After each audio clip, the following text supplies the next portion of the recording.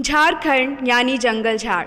जब भी हम झारखंड नाम लेते हैं तो लोगों के मन में जो दृश्य आता है, जो इमेजिनेशन बनता है, वो आता है जंगलों का, पहाड़ों का, यहाँ के नेचुरल रिसोर्सेज का। लेकिन वहीं जैसे हर एक कॉइन का दो पहलू होता है, दूसरी ओर जब भी हम झारखंड की बात करते हैं तो इसका जो एक नेगेटिव एस्पेक्ट हमारे मन में आता है वो आता है बेरोज़गारी का, माइग्रेशन का। जो आज के युवा जो हमारे झारखंड के हैं दूसरे राज्यों में जा रहे हैं रोज़गार की खोज में, तो इसी पर हम लोग आज थोड़ा विशेष चर्चा करेंगे हमारे यहाँ पर CCL, BCCL और कोल इंडिया के पूर्व CMD से गोपाल सिंह जी से, कि आखिर ऐसी क्या वजह है जिसकी वजह से जो हमारे आज के झारखंड के युवा हैं उन्हें बाहर दूसरे राज्यों में जाना पड़ रहा है शरणार्थी बनकर, और जो है उन्हें रोज़गार की खोज करनी पड़ रही है। आखिर क्या वजह है? क्या मतलब कि हमारे झारखंड के युवा इतने इलिटरेट हैं या फिर क्या वो पढ़े लिखे नहीं हैं, मतलब कि उनके पास कंप्लीट जो क्वालिफिकेशन होती है एजुकेशन की वो नहीं है, जो उन्हें दूसरे राज्यों में जाना पड़ रहा है, या फिर हमारा जो झारखंड राज्य है वो इतना हाई है कि उन्हें उतने अपने लेवल के कॉम्पिटिटर जो रोज़गार देने के लिए जो कैंडिडेट होते हैं वही नहीं मिल रहे हैं। नहीं, ये देखिए आपने बहुत अच्छा प्रश्न पूछा। ये बड़े दुर्भाग्य की बात है कि झारखंड के युवाओं को नौकरी तलाशने के लिए दूसरे राज्यों में जाना पड़ता है, जबकि हमारे पास झारखंड में इतना संसाधन है।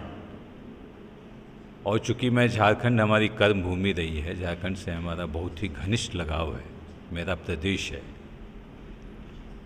और ऊपर वाली की दुआ से यहाँ काम भी करने का मुझे मौका मिला। तो मैं समझता हूँ कि झारखंड में इतनी क्षमता है, इतना हमारे पास नेचुरल रिसोर्सेज है। पूरे देश का जो मिनरल रिजर्व है उसका लगभग 50% सिर्फ एक राज्य झारखंड में है। हमारे पास इतने अच्छे एकेडमिक इंस्टीट्यूशंस हैं, IIT ISM है, XLRI जमशेदपुर है, BIT मिश्रा है, सब चीज़ें हैं। और जो युवाओं और युवतियों के बारे में जो आपने बताया, मैं बताऊं, इतना साल का मेरा अनुभव है, मैंने नौकरी देने के लिए कई बार कितने लोगों का इंटरव्यू लिया, मैंने देखा है, ये अनुभव की बात नहीं ना, मैंने देखा है इसको। झारखंड के युवाओं में जितनी प्रतिभा है, जितनी क्षमता है, शायद किसी भी प्रदेश के युवाओं में इतनी क्षमता और इतना कुछ कर जाने की तमन्ना बहुत कम लोगों में। आपने देखा होगा यहाँ हम लोगों ने स्पोर्ट्स यूनिवर्सिटी खोला था झारखंड सरकार के सहयोग से खेलगांव में। वहाँ मुझे याद है कि 4 साल के अंदर हमारे बच्चों को, झारखंड के बच्चों को 450 से ज़्यादा नेशनल, इंटरनेशनल और स्टेट लेवल के मेडल्स मिले थे। अभी भी मुझे याद है, उसमें एक लड़की थी फ्लोरेसेंट बर्ला, यहीं गुमला की थी। वो जब छोटी थी, 7 साल की थी, तो उसके पिताजी चल बसे। सोचिए इतनी गरीबी थी उसकी। उस बच्ची को हम लोगों ने लाया, उसको ट्रेनिंग दिया, उसको तराशा, और वो जाकर एक यूरो एशिया मीट हुआ था, यूरोप का, एशिया का, कजाकिस्तान में। वहाँ से वो हमारी बच्ची 2 गोल्ड मेडल लाई। इतने इन बच्चों को सिर्फ हमने ट्रेनिंग दिया 3 साल 4 साल में, उसमें इनको नेशनल पुरस्कार, और झारखंड में तो उनको जहाँ भी भेज दो सारे मेडल्स लगभग यही लाते हैं। ऐसे भी आप जानते हो खेल में झारखंड का हमेशा से, चाहे वो हॉकी की बात हो, आर्चरी की बात हो, हमेशा से पूरे देश में झारखंड के बच्चों का अव्वल उसमें उपलब्धि रही है। ये रही है स्पोर्ट्स की बात। एकेडमिक्स में आप यदि यहाँ के बच्चों को सिर्फ मौका दे दें, हमने एक यहाँ योजना शुरू की थी CCL के लाल, CCL की लाडली। उसमें हम गांव से गरीब बच्चों को, ठेला पे बेचने वाला, फल बेचने वाले को बच्चे को लाते थे, कई लोग झाड़ू लगाने वाली माताएं होती थी, उनके बच्चों को लाते थे। उन बच्चों को लाकर हमने यहाँ ट्रेनिंग शुरू किया CCL में। वो CCL के लाल और लाडली एक योजना हम चला रहे थे, और वो बच्चे पहले बैच से 100% लगभग बच्चों का इंजीनियरिंग में एडमिशन हो जाता था। हम बच्चों को लाते थे, कोचिंग करते थे ताकि उनको इंजीनियरिंग में एडमिशन मिल जाए, और पहले बैच से लगभग 100% बच्चों का इंजीनियरिंग कॉलेज में एडमिशन होना, ये मामूली बात नहीं है, ये स्वप्न है जी। लेकिन उस स्वप्न को साकार होते हुए हमने देखा है, और अब उसमें से तो आधे बच्चे IIT जा रहे हैं जी। मेरा उसमें से एक बच्चा दिल्ली IIT में है, उसको वहाँ का कुमार विश्वास बोला जाता है, वो इतना बढ़िया कविता करता है। देखिए कहाँ का बच्चा, यहीं का है, हमारे झारखंड का। तो झारखंड के बच्चों बच्चियों में प्रतिभा भरी हुई है। आपके पास इतना प्राकृतिक संसाधन है, आपके पास इतने अच्छे इंस्टीट्यूट्स हैं, सब कुछ है। क्लाइमेट, हमारे यहाँ झारखंड में लगभग 1200 mm सालाना वर्षा होती है, 1200 से 1400 mm, जबकि पंजाब में, दिल्ली में ये 500-600 mm होता है। आपके यहाँ भरपूर वर्षा होती है जी। आपके यहाँ भरपूर भंडार है मिनरल्स है, आपके पास इंस्टीट्यूशंस हैं, आपके यहाँ बच्चे और बच्चियों की कितनी प्रतिभा है, हमने उदाहरण देकर बताया। जब सब चीज़ें हैं, इसके बावजूद भी हमारे बच्चों को रोजगार क्यों नहीं मिलेगा झारखंड में? जी, यहाँ और पर उन्हें क्यों जाना होगा दूसरे राज्यों में, हाथ पसार कर, लगता है कि वो भिक्षा मांग रहे हैं, भैया हमें नौकरी दे दो। ये तो समस्त झारखंड वासियों के लिए शर्म की बात है, ग्लानि आती है। क्योंकि मैंने भी झारखंड में पूरी ज़िंदगी गुजारी है, हमें भी कभी कभी अफसोस होता है कि हम कर क्या रहे हैं, इन बच्चों को क्यों नहीं नौकरी दे रहे हैं, क्यों हमारे बच्चों को बाहर जाना पड़ेगा। तो ये पूरे झारखंड के लिए बहुत ही चिंतनीय विषय है। और आज आपके माध्यम से मैं रिकॉर्ड पर बोल रहा हूँ कि जिसको हमसे चर्चा करनी है कि इनको कैसे नौकरी मिलेगी, मैं बताता हूँ। और मैं जो भी बताऊँगा प्रैक्टिकल चीज़ें बताऊँगा, मैंने किया है, ज़िंदगी में किया है। हर बच्चे को नौकरी मिल सकती है यहाँ, मगर कोई आगे तो आए। हमारी भी तो कुछ लिमिटेशन है। मानो हम कंपनी का हेड थे, उस समय हमने जितना समाज के लिए किया है, हमें नहीं लगता है कि बहुत कम लोग होंगे जो कि उतना किए होंगे। तो आप करोगे तब ना, जब आप में दिल में उनके प्रति लगाव। जब हम बच्चों को देखते हैं, जब दर्द होता है दिल में, तब आप करोगे। जब उनसे लगाव ही नहीं रहेगा, कोई वास्ता ही नहीं है, अपने में ही मस्त हैं, अपना ही सब कुछ कर रहे हैं, तो फिर आप कहाँ से समाज का भला करोगे? तो ये बड़ा आवश्यक है। तो मेरे विचार से सब बच्चों को नौकरी मिलना चाहिए। यहाँ भरपूर प्रतिभा है, यहाँ भरपूर संसाधन है, और उसका सदुपयोग करते हुए हर युवा को, हर युवती को नौकरी जरूर मिलना चाहिए। तो यहाँ पर गोपाल जी ने, आपने देखा जैसा कि उन्होंने इस बात का पूरी तरह से खंडन किया है कि हमारे झारखंड में जो अच्छे अच्छे इंस्टीट्यूट हैं, VIT मिश्रा है, IIM है, सेंट जेवियर्स कॉलेज है, इसके साथ ही हमारे जो झारखंड के बच्चे हैं वो हर फील्ड में, आप देखिए IIT फील्ड, मेडिकल फील्ड में, हर फील्ड में जाते हैं। तो ये तो बिल्कुल भी नहीं कह सकते हैं कि यहाँ के जो बच्चे हैं वो उस लायक नहीं हैं। बच्चे तो लायक है। हमारा जब झारखंड बना था तो एक खास मोटो के साथ बना था, और जाहिर सी बात है जब कोई राज्य अलग हो रहा है तो उसका जो विकास है वो दूसरे राज्य के कंपैरिजन में ज़्यादा तेज़ी से होना चाहिए, क्योंकि झारखंड अभी एक युवा राज्य है। लेकिन अभी इसके बावजूद जितनी भी पुरानी सरकारें जो हैं जाती हैं, नए नए सरकारें आती हैं, वो लंबे लंबे मैनिफेस्टो बनाती है, उसमें बोलती है हम हैवी इंडस्ट्रियलाइजेशन लाएंगे, इन्वेस्टमेंट करवाएंगे। लेकिन जब वो ग्राउंड लेवल पर आती है तो उनका वही हाल होता है, कुछ भी इन्वेस्टमेंट वगैरह, नए नए फैक्ट्रीज जो सेटअप होता है, वैसा कुछ भी देखने को नहीं मिलता है। आपको क्या लगता है आपके साइड से कि सरकार को किन चीज़ों पर ज़्यादा ध्यान देना चाहिए, क्या वैसी पॉलिसीज़ लानी चाहिए कि मतलब कि एक जेन्युइन वे में, रियलिटी में हैवी इन्वेस्टमेंट हो, फैक्ट्रीज सेटअप हो, small scale, large scale industries वगैरह जो है वो बने? देखो, तुम्हारा मैं बहुत तारीफ़ करूँगा, कितना अच्छा प्रश्न पूछ रही हो, मूल प्रश्न, ये बहुत तारीफ़ की बात है। देखो, सिर्फ हम कह दें कि 5 लाख युवाओं को नौकरी दे देंगे, तो कोई ब्रह्मा तो हम लोग हैं नहीं कि यो मस्तु कहा जी और आपको मिल गया। ऐसा है क्या? नहीं है। अरे भाई, आप बोलते हो कि 4 लाख, 5 लाख, 3 लाख नौकरी देंगे, कैसे दोगे ये तो बताओ। अब नौकरी, छोटा सा प्रश्न है, नौकरी कहाँ मिलेगी? नौकरी मिलेगी इंडस्ट्री में, फैक्ट्री में, कुछ आपका जिस तरह के भी, जिस सेक्टर के भी कंपनियां हैं, उसी में न मिलेगी नौकरी। तो सबसे पहला प्रश्न तो है कि कोई भी व्यक्ति आपके यहाँ आकर फैक्ट्री, इंडस्ट्री कुछ बैठाना चाह रहा है क्या? ये हमें आत्ममंथन करना चाहिए। और यदि आ रहा है तो बहुत खुशी की बात है। ये बातें तो ये डॉक्यूमेंट्स वेरीफाई करने की बातें हैं ना। अब चूँकि बोलने की स्वतंत्रता है, आप उसमें भी बोल जाओ कि हाँ बहुत आ रही हैं, तो ये आपकी मर्जी है, झूठ बोलना है बोल लो। लेकिन आंकड़ों से देखना होगा कि पिछले कई सालों में कितना इन्वेस्टमेंट हुआ है, कब कब हुआ है, किस किस साल में हुआ है। ऐसा नहीं कि इन्वेस्टमेंट नहीं हुआ है, झारखंड में हुआ है, और ये सारे रिकॉर्ड में है।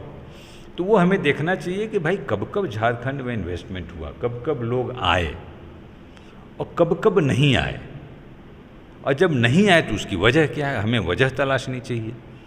और ये वजह देखो क्या है ना, कि जिसको भूख लगती है, जो व्यक्ति गरीब होता है और जब उसको 2 वक्त की रोटी नहीं मिलती है तो भूख की फीलिंग कैसी होती है वही सिर्फ जानता है। जी।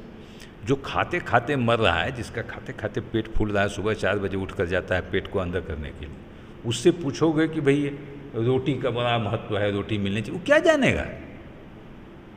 तो इन युवाओं युवतियों को उनसे पूछो जो बेरोजगार हैं, 500, 1000, 2000 रुपये के लिए बेचारे इधर उधर घूमते रहते, उनसे पूछो कि रोजगार का महत्व उनके लिए क्या है। और जब इस प्रदेश में संसाधन है, इतने अवसर हैं, झारखंड में कुछ वर्ष ऐसे रहे हैं कि इन्वेस्टर्स यहाँ आना चाहें, तो भाई वो क्यों नहीं हमारे यहाँ आएंगे, हमेशा उनको क्यों नहीं हम लाएंगे। फैक्ट्री बैठाने के लिए, रोजगार का अवसर प्रदान करने के लिए कोई भी व्यक्ति वहीं जाना चाहेगा जहाँ उसकी ज़िंदगी सुरक्षित हो, पहला।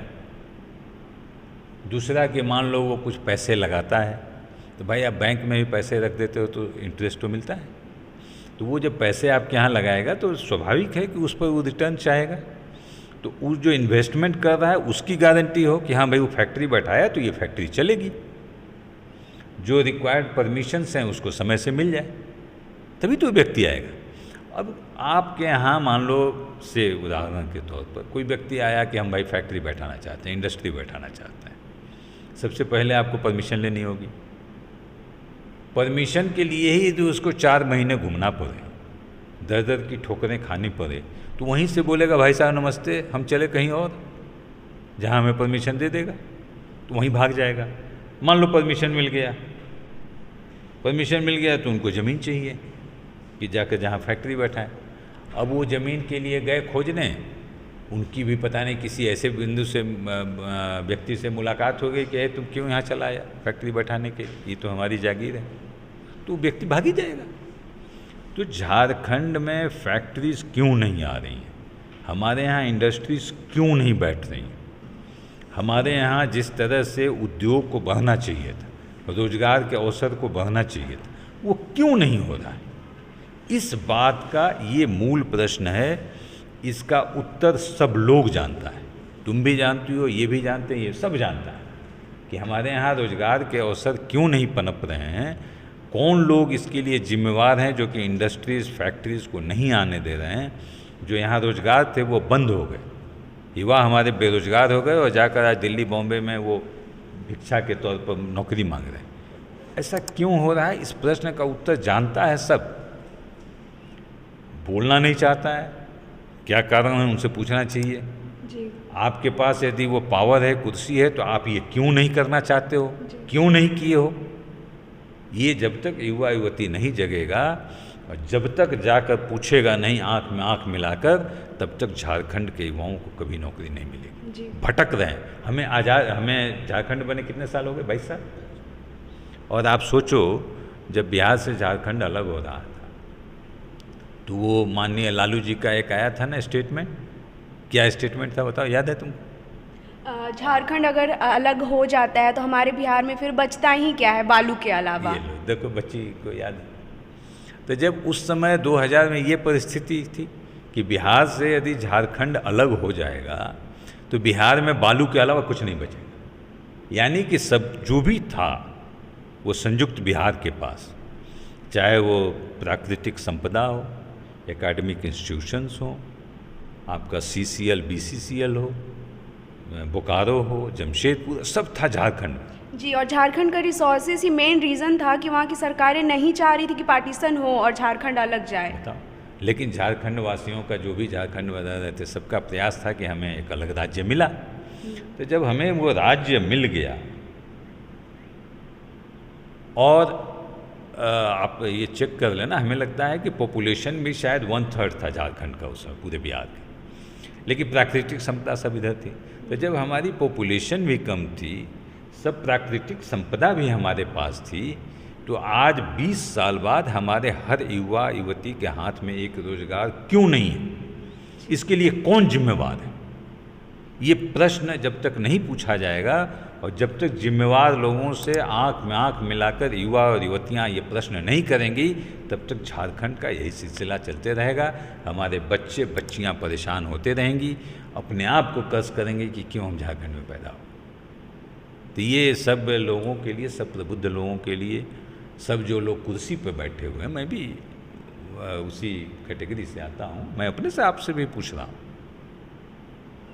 कि भैया जो हैं, जिनके हाथ में ऊपर वाले की मर्जी से पावर मिला है, जिम्मेवारी तो उन्हीं की है। अब कोई बेरोजगार युवा को बोलो कि तुम लाकर किसी फैक्ट्री को बैठवा दो तो नहीं कर पाएगा। तो ये हम लोगों को सबको सब भेदभाव भूलकर जितने ये मूल मंत्र हैं ना, समाज को बांटो और राज्य करो, डिवाइड एंड रूल, ये सब भूल कर यहाँ के युवा युवतियों के प्रति आप दया करो और सब लोग मिलकर प्रयास करो कि हर बच्चे को, हर बच्ची को कम से कम एक रोजगार तो दो। पोटेंशियल तो यहाँ इतना है कि हर बच्चे बच्ची को 2-2 रोजगार मिलना चाहिए, लेकिन कम से कम एक तो दो। तो इस पर सार्थक प्रयास करने की आवश्यकता है। मैं पुनः एक बार आपके माध्यम से आग्रह करूँगा कि ये हमारे बच्चों का, देखो हर माँ बाप अपने बेटा बेटी के लिए कितना करता है, आप याद करो। हर माँ बाप चाहता है ना, हम भी अपने बेटा बेटी के लिए। उसी तरह आप झारखंड के सभी बेटा बेटियों को अपना बेटा बेटी समझो, और यदि समझकर उनके लिए कुछ कर दिए। देखो एक कबीरदास का जो है ना 2 पंक्तियाँ हैं कि कबीरा जब पैदा हुए जग हंसे हम रोए। कबीरदास जी बोलते हैं कि जब बच्चा पैदा होता है ना, तो जग जो है ना, सब लोग ताली बजाते हैं, घर में बच्चा पैदा हो गया, हाँ, अब वो रोता है कि अरे कहाँ आकर फंस गए। सब लोग ताली बजाते, चलो एक और मुल्ला फंसा। तो कबीरदास बोलते हैं कि ऐसी करनी कीजिए, जब आप मनुष्य का जन्म मिल ही गया तो ऐसा कर्म करो कि हम हंसें जग रोए। कबीरा जब पैदा हुए जग हंसे हम रोए, ऐसी करनी कीजिए हम हंसें जग रोए। जब हम जाएं ऊपर तो कम से कम पड़ोसी ये कहे कि बड़ा भला आदमी था, चला गया। नहीं तो आजकल तो लोग मरते भी हैं ना, तो पड़ोसी कहता है चलो पृथ्वी से बोझ जो है ना कम हुआ। तो ऐसा मनुष्य जन्म किस काम का है? आप सारे रुपए पैसे सब चीज़ कमा लो, और जब मरो और पड़ोसी बोले कि बढ़िया हुआ कि जो है ना पृथ्वी का बोझ घट गया, तो बोलो ये मनुष्य का जन्म किसी तरह से आप चरितार्थ करते हो हैं? ये तो दुर्भाग्य। तो इसी कबीरदास जी की ये 2 पंक्तियों को समस्त झारखंड वासियों को दिल से याद करने की आवश्यकता है, इसके अनुरूप आचरण करने की आवश्यकता है, इसके अनुरूप कार्य करने की आवश्यकता है। और जिस दिन से कबीरदास जी की ये 2 पंक्तियाँ हर झारखंड वासी के लिए प्रेरणा का स्रोत बन जाएंगी, हर झारखंड के बेटा बेटी को नौकरी मिल जाएगी। जी, तो इसी के साथ आज का चर्चा जो है हम आज के इस प्रश्न चिन्ह के साथ समाप्त कर रहे हैं कि क्यों आखिर झारखंड के जो बेरोज़गार हैं उन्हें बाहर जाने की आवश्यकता पड़ रही है, क्यों झारखंड के युवक युवतियों को बाहर जाना पड़ रहा है, आखिर क्यों जो है इन्वेस्टर्स यहाँ नहीं आ पा रहे हैं, आखिर क्यों जो है सरकारें सही कदम नहीं उठा रही है। अभी अगर इस पर बात छिड़ी है तो ये आगे भी जारी रहेगी। आप तब तक सोचिए कि आपका इसमें क्या एक्टिवनेस होना चाहिए, आपको इस पर क्या सरकार से क्वेश्चन नहीं करना चाहिए, क्योंकि आप भी तो एक एक्टिव सिटीज़न है। आपका अगर कुछ फंडामेंटल राइट्स है तो आपका फंडामेंटल कुछ ड्यूटीज़ भी होता है। तो आप तब तक सोचिए, हम फिर से वापस आएंगे इसी प्रश्न चिन्ह का आपको जवाब देने। धन्यवाद।